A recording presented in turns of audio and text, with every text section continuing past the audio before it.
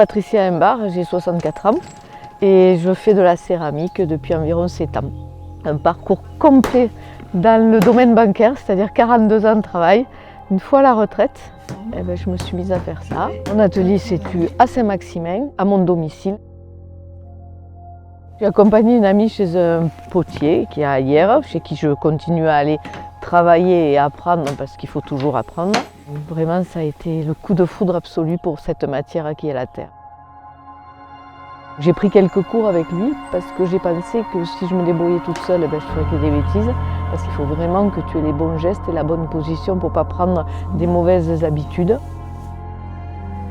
Polygris, c'est tout simplement quand je suis immatriculée à l'entreprise, je n'avais pas réfléchi qu'on allait me demander un nom. Et ce qui m'est venu, je suis passionnée par les chats. Donc j'ai pris les noms des premières lettres de mes 3 chats. Donc il y a Monsieur Spock, il y a Lilou et il y a Grisou. Donc c'est devenu Spoligris.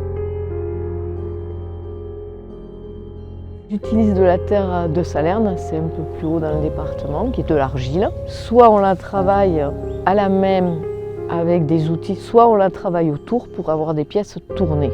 Voilà, bon, moi j'aime bien les deux, je trouve que la pièce tournée elle est très régulière, c'est magnifique, mais j'aime bien un petit peu le côté travail à la main, parce que là tu vois vraiment que la main elle ne fait jamais la même chose.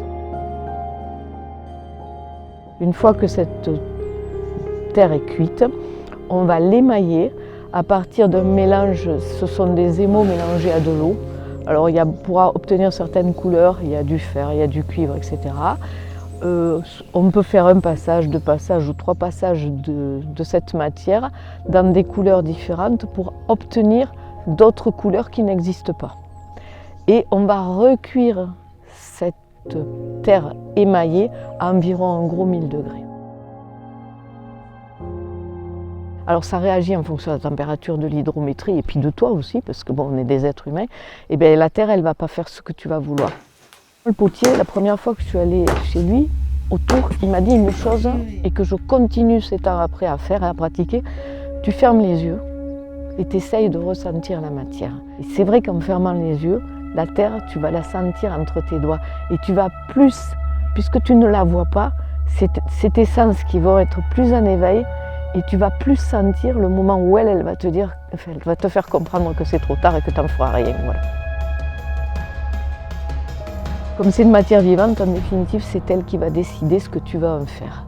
Moi, je ne me dis jamais, je vais faire un vase ou je vais faire telle chose.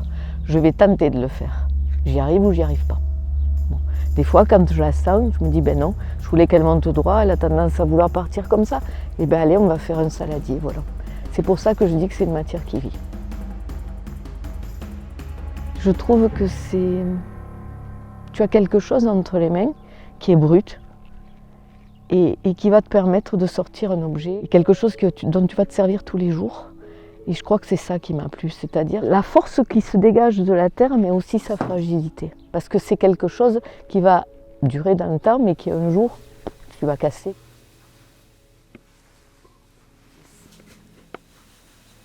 Tu ne fais jamais la même chose. C'est impossible, ou alors à moins d'avoir 70 ans d'expérience, et encore je ne suis pas sûre, qu'un potier fait systématiquement la même chose. Il va faire la même forme, mais quand il va émailler, il y aura toujours la petite chose qui fera que chaque pièce est unique.